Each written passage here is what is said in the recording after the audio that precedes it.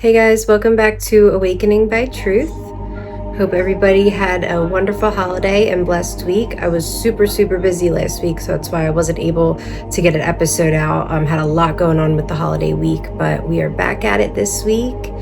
You know, sometimes holidays, things get busy, things happen, vacations, but we get right back to it as soon as we get back if we do fall off. So it's only a week. So I'm trying not to obsess about it too much in my head, but this podcast is just so important to me. It means a lot to me and all my supporters and viewers. So I just hate like skipping a week with getting nothing out there. Like my goal is to get something out every single week. So hopefully maybe I could try to get 2 episodes out this week. Not making any promises because I do a lot of things I'm trying to balance at once, but we are going to try our best. Because that's the goal for me eventually, is to get to 2 episodes a week. I want to put as much out there as I can. This podcast is really important to me, and I do feel like it's kind of like part of my calling, so I know I have to keep going. But I just want to tell, I always get right into the topic and I don't like talk or do any check-ins. I just want to tell all my listeners out there, I appreciate and love you all so much. And thank you for the support. So today's topic I thought would be something that was like kind of on my heart to talk about recently would be like how to handle triggers and cravings, coping skills. And this could be, not even just for like addiction with drugs and alcohol, but it could be any kind of addiction. There's so many different kinds of addictions out there, like shopping, sex, food. That's another addiction for me. Like, not only did I struggle with drugs in the past, but I've had an unhealthy addiction to food since I was a very young child. And it's like, okay, now I got off the hard drugs. Now I'm trying to beat the food addiction, the first addiction that I started with as a little child. And then I've been fighting all my life. And I pray to God every single day to have discipline with that. So that's why I really wanted to talk about this topic, guys, because even if you didn't struggle with like drugs or alcohol, there's got to be at least one thing out there you're addicted to. I would be shocked if I met one person in this world who's not addicted to anything at all. That means you are a very disciplined person, and I'm trying to be like you, which maybe there is some, but a lot of people like in the world like have at least one thing they struggle with. It could even be phone addiction. That's a lot of people in this world right now. Some people are more disciplined with it. Others, I have an unhealthy relationship with like texting and stuff because I always feel like I need to answer people right away. So like that's something I've been praying to work on recently, is like to help with my phone addiction, be off my phone less, because I always get hooked to like shopping and stuff like that. That's why I say there's so many different addictions out there. So it doesn't, like, this episode isn't just specifically for people that struggled with drugs and alcohol. This is for any kind of addiction at all. There's healthy addictions and there's unhealthy addictions. And that's why I want to talk about like the coping skills to help with that, because cravings and triggers can be really hard to get past. And sometimes, like, if you didn't struggle with drugs or alcohol and it's just food or something like that, sometimes you might not even realize that you have an addiction to it. You don't even realize that feeling you're getting in your body when you want that sugar rush so quickly is like a craving. Like not people don't always like identify or recognize that. So that's why I really wanted to talk about it. Especially because phones, like half the world is addicted to their cell phone. It's gotten so bad in this day and age. And I can admit that I'm one of those people who is trying to work on that and be mindful, like, because the phone, like, when I get hooked, like shopping and doing all these things, and it's like I'm losing time, like when I'm from family or if I'm at work, I could be using that free time to like chat up with my coworkers, or something like that. Like, we can get so caught up in scrolling, and then you realize like 15 minutes goes by and you're like, why did I waste all this time scrolling? So yeah, like, this could be for any kind of addiction. So I think the most important, like, I always like to speak for myself and what helped me and what's been working for me. Like, do I still have addictions that I'm trying to overcome? Yes. But there is some that I can proudly say I've overcame. So I know I will overcome these other ones as well. I had an addiction to hard drugs. I've had 5 years clean off of hard drugs. Had an addiction, to heroin and crack. Like, those were my drugs of choice that I struggled with. I've had 5 years clean off of those. And like sorry, I like lost my track of mind for a minute. But that was an addiction that I overcame, and nicotine as well. I just quit for the 3rd time, which I'm praying I don't go back to the vapes again, because I had years off of cigarettes before I picked up vaping, and that was even harder to get off than the cigarettes. But I have been off since February, have not touched a vape, so we're now in July. I don't feel like doing the math to count how many months that is, but that was like a really, really hard addiction that I overcame. And I know there's a lot of people out there, like, nicotine is the number one most addicted drug. Like, I didn't even realize I was gonna like withdraw getting off the vape. Like, I felt crazy for like 2 weeks. I was miserable. I was depressed. It's hard. I did it cold turkey.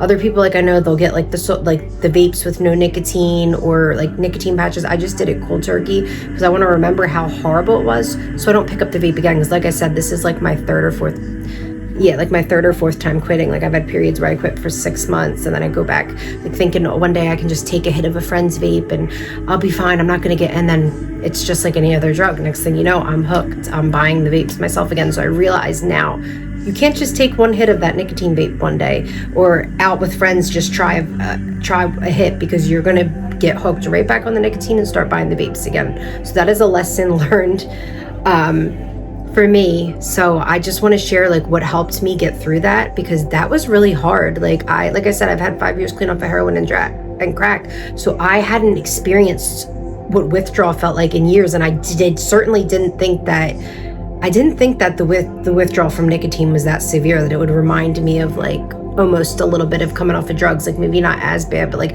not being able to sleep for 2 days, feeling miserable, down and depressed. Like, it sucked. But I want to tell you, like, once you do it and you get off those nicotine vapes, you feel amazing. Like, I feel so good. I'm breathing better. I don't get out of breath running up the stairs. I'm able to work out better in the gym because I go to the trainer twice a week. Like, with how good I've been feeling, do I get cravings where I want one sometimes? Yes. I still get those cravings for nicotine. Like, you could be years clean off of drugs and alcohol, you're still good. Cravings are still going to randomly hit some days. Even if you don't get one for months and then one just randomly hits, it's going to happen with any kind of addiction.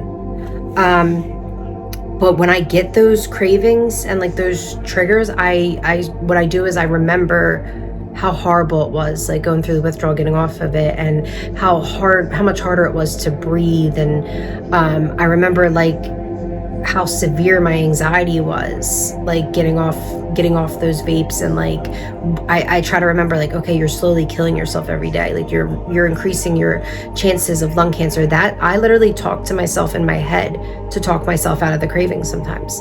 So just something as simple as that, like when your brain starts to feel that craving for whatever your addiction is for you, like I said, whether it be shopping, sex, drugs, alcohol, gambling, nicotine, like whatever your addiction is, your phone, when you get that craving, start to think of all the negative things about it. That's something that helps me, like, try, like, to get through that craving. Like, okay, well, if I don't do something to talk my brain out of it, I'm going to act on impulse like I usually would, and I'm going to go do that thing. So what can I do in my brain to talk myself out of it? And obviously it depends on what the addiction is, but like reaching out to a friend, or if you have a sponsor, or other people who you know in the program who have struggled with addiction, just reaching out the phone and calling somebody. Or if it's a family member, like whoever you're comfortable with, that's something else I would recommend, to like talk through a craving. Like, okay, like I can call another person, so now it's not just me fighting and battling my own brain. There's another person now involved, knows that I'm thinking about going and doing that bad thing that I don't want to do, so they can help talk me through it, and it kind of help hold me accountable if I'm struggling to hold myself accountable.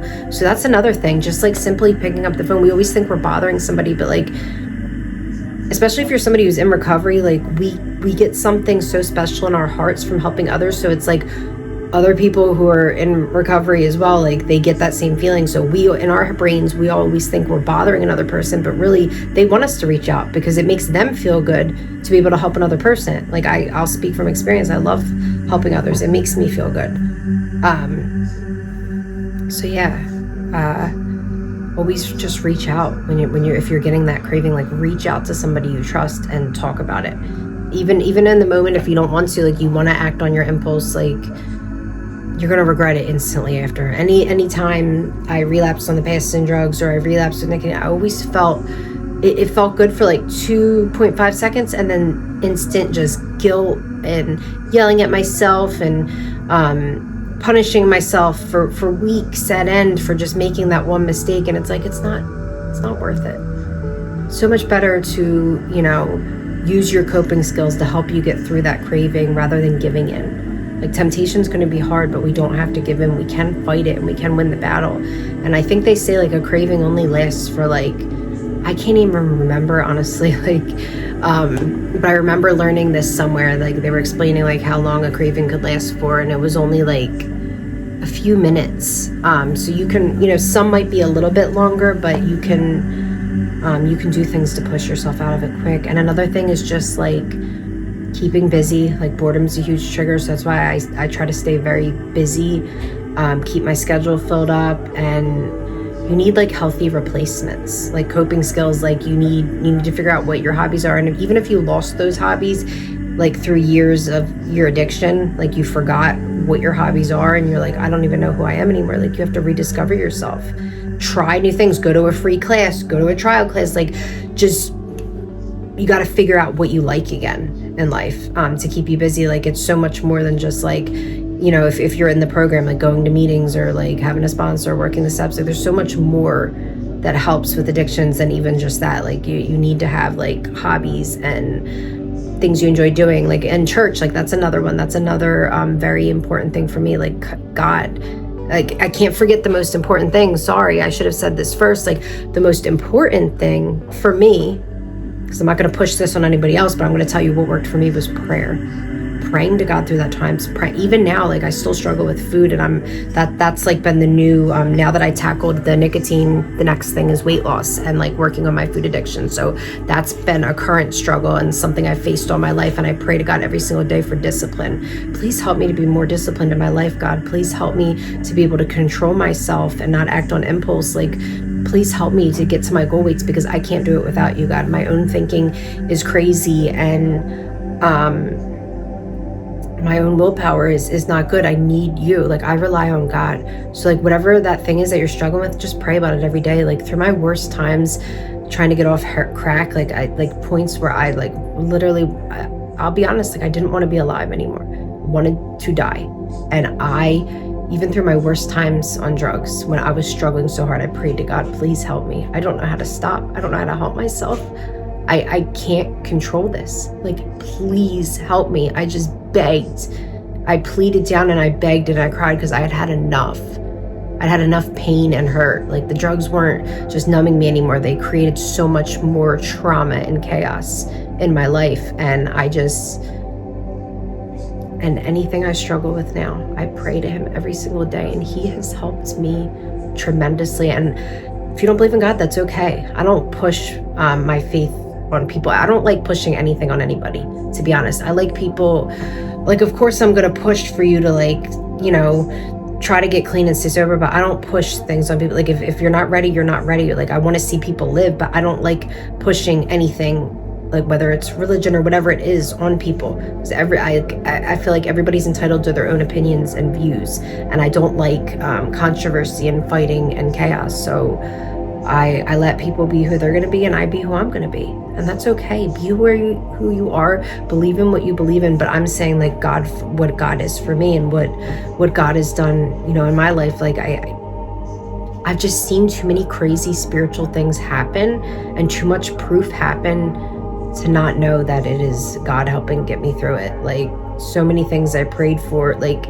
I've just had so many crazy experiences with him, and I'm just grateful. So like, that's a huge thing. Whatever God is for you, like, lean on that. And the times where you're struggling, especially to get through a craving, because we can't do it on our own. We can't. So that is what I strongly recommend, like, praying. And even if you're not comfortable with like praying to God yet, or like, who God is for you, you can just pray to like a family member or a close friend. Like, I'm just, like,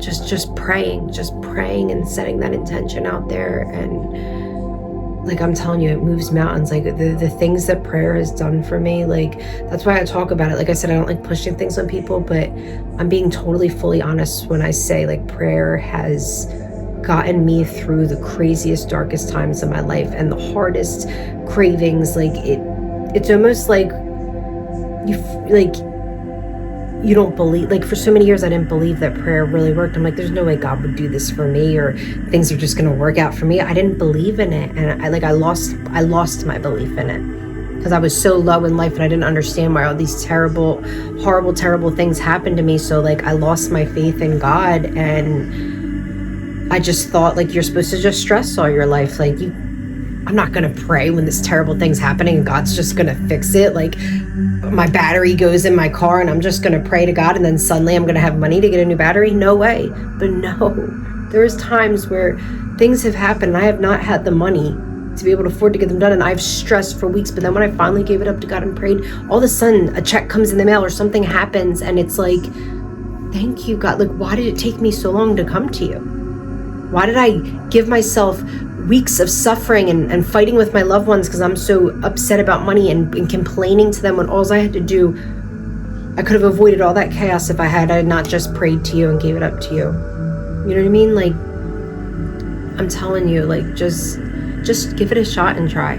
I only share this because I like to share what I know for a fact is working for me and to help me in my life, and I try to give that to other people to help them. So I'm telling you, like, pray about it when you're feeling those cravings and triggers. That is the first most important thing that has helped me tremendously and is still helping me to this day. And I thank you, God, for all that you have done in my life and all you continue to do. So yeah, just got to give props out there, because I'm very grateful to God. And yeah, like I said, that's important. And like, keeping busy, like, for me, like, my hobbies that I've discovered recently that, like, I'm enjoy and love. Number one is cooking new different recipes, so that keeps me busy. Going to the trainer twice a week. I mean, really trying to work out every single day. That's been my goal recently, like, finding the time, like, even if it's not like a crazy intense workout at the trainer, just like walking or doing a quick 10-minute, 15-20 minute YouTube video, like, just something. Or if you're really feeling weak that day and tired from, like, going to the trainer the day before, just do a 10-minute low cardio one, but do something. Like, that's my goal tonight. Like, I did this podcast and I had so many things going on, but I would like to get, like, at least a 10-minute workout in before bed, since I couldn't go outside and walk because it was raining. So just stuff like that is so important. Going for a walk, exercise. Like, we never want to do it, right? Do I ever feel like going to the gym or want to go to the gym? But no, but I've gotten to the point now where I actually enjoy it because I see the results it gives me. I see, like, even though I'm so tired and I'm sore the next day, like, the way I feel after the workout is exhilarating. It's like a natural high, and you just feel so good and you feel so healthy and you feel so, like, empowered. Like, I can't even explain the feeling. So now I'm starting to get to the point where I'm, like, getting a little bit addicted going to the gym, because the days I don't work out, I just feel like a lazy piece of crap, and I'm like, I don't feel that natural high that I want to feel that working out gives me. So, like, none of us want to do it or feel like doing it, but the feeling, once you see the feeling it gives you and that natural adrenaline rush, like, you crave that. And I'm starting to get to that point. But some days, trust me, I'm lazier than others, and I'm like, I can't, like, I let my mind win and I don't work out. But I'm trying, that's the place I'm in now, is trying to fight that battle. But I do, no matter what, guaranteed, I go to the trainer twice a week. Like, that is something I don't miss. But it's just forcing myself on the other days that I don't go to the trainer to do something. That's the hard part for me, that I've been trying to, like, force myself to do at least something. So stuff like that is so important. And, like, if you don't feel like doing a crazy intense workout, like, at least just go for a walk, do some kind of cardio, get your body moving. It's so important, and it really helps when you're having, like, a trigger or craving. Like, just do something different. You have to do something. You can't just sit there and hope it'll go away. You have to do something to keep your mind busy. If you're really tired that day, like, put on a show, something to distract your mind, read a book. If you like sports, go outside and play soccer. If, you know, just whatever it is that you enjoy doing, and, like, figure out some new hobbies, whether it be crafting or photography or some, like, just do something, horseback riding. Like, keep busy, keep your hobbies and passions alive. If it's starting a podcast, start a podcast. That was one of mine. I love talking and helping others, so this is what I'm doing. Get back in school, get a degree for something that you really enjoy doing in life. Go get a massage, self-care, hot bath, Epsom salt. Like, just when you're getting those cravings and those triggers, you have to do something. You have to have a healthy replacement to push past that. You need to keep busy. Like, that's just something I've noticed that's been so important for me. But anyway, like, it's crazy because I was having such high anxiety today. I'm not gonna lie, it was like a rough Like, it was such a great, amazing day at work, and out of nowhere, this like anxiety wave came and like hit, and I was feeling like really weird and like off towards the end of the day today, and I don't know where it came from. And so then I was like, oh, should I do an episode? I'm not feeling good energy today. I want to have good positive energy. But then look what happened. It's like the days like that where you are feeling that crazy, usually the best episode ends up coming out. Like the last one I did, it was after my cat passed away. I was an emotional wreck, bawling, crying. I was like, I can't do an episode like this. But I'm like, no, you're going to do it. You committed to today. If you don't do it today, who knows if you're going to get it done the rest of the week, because you're going to be busy doing other things. So like sometimes even on our most worst and emotional, high anxiety days, that's when you can get the most raw and honest and vulnerable. And you don't even realize that, like, oh, maybe I should do episodes more often when I'm having a rough day, because I'm getting it all out in the episode, you know? I don't know. It's crazy. I feel like I could keep going and talking for hours about like triggers and cravings, but it's 8:30 now on a Tuesday. So I do have work tomorrow, you know, and I got other things I got to do before bed, but I could just keep talking to you guys for hours. And like triggers and cravings is like a hard one. And I definitely want to have like another episode getting more in depth on that, because there's so much more I want to say, but we're already getting to like 20 minutes of the episode. So I will save that for the next one. But anyway, again, thank you for everybody that listens and supports. If anybody needs just like advice, support, please reach out. That is what I'm here for. I'm here to help. That is what this podcast is about. I want to grow a community of just like support and helping one another, talking to each other through hard times, hard days. Like that's what I'm here for. So please reach out. I can give my podcast Instagram. It's Kathleen X0X6. So follow me on there. You know, I'm here to help, and thank you guys for listening. Everybody have a wonderful, beautiful week.